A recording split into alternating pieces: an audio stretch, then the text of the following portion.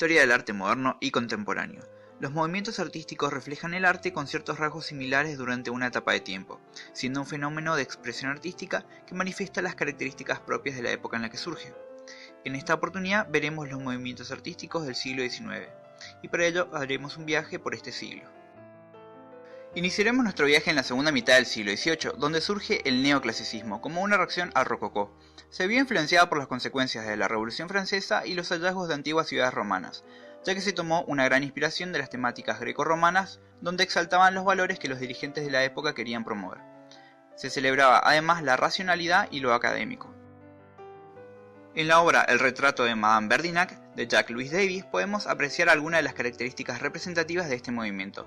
Existe una búsqueda de la belleza, la perfección y el realismo anatómico. El dibujo se antepone a la pintura, con contornos marcados y la utilización de colores sobrios. Las formas son pulidas y el uso de la luz es clara y fría. La temática es histórica y mitológica. Esto se puede apreciar en el vestuario de la protagonista de la obra.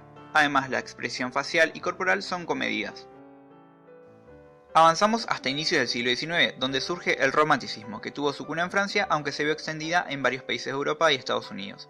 Este movimiento se contrapone al neoclasicismo, ya que se da una anteposición de los sentimientos por sobre las convenciones racionales.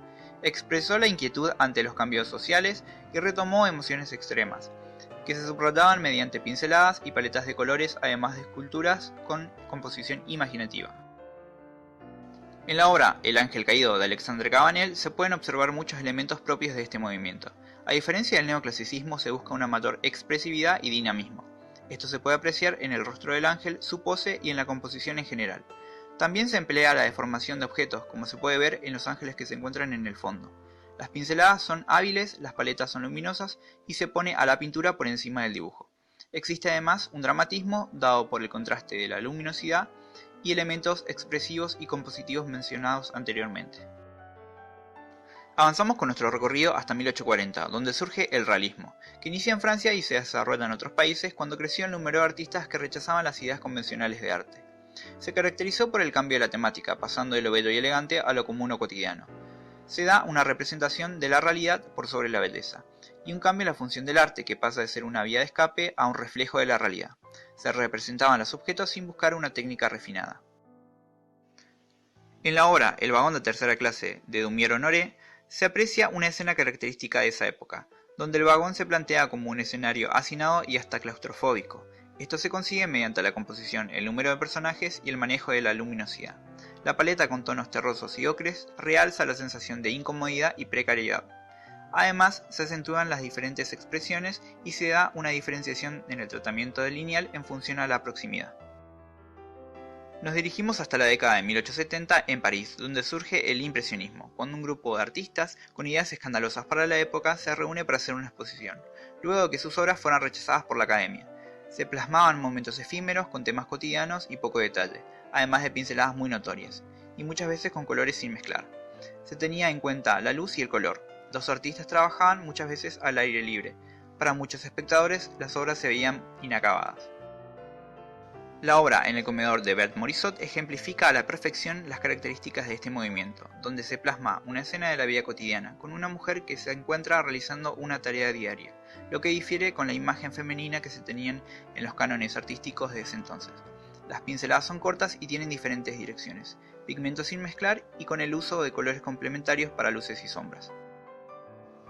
Llegamos a 1880 y finalizamos nuestro recorrido con el surgimiento del postimpresionismo, cuando un grupo de artistas que trabajaban con el impresionismo decidieron que este estilo era muy simplista y no se centraba lo suficiente en elementos como la estructura y la solidez de los objetos o la expresión de emociones mediante el color. Los artistas de este movimiento tenían estilos muy distintos, pero los más representativos son Van Gogh, Gauguin, Seurat y Cézanne. Mientras que los dos primeros se centraban en las sensaciones, los dos últimos en las formas.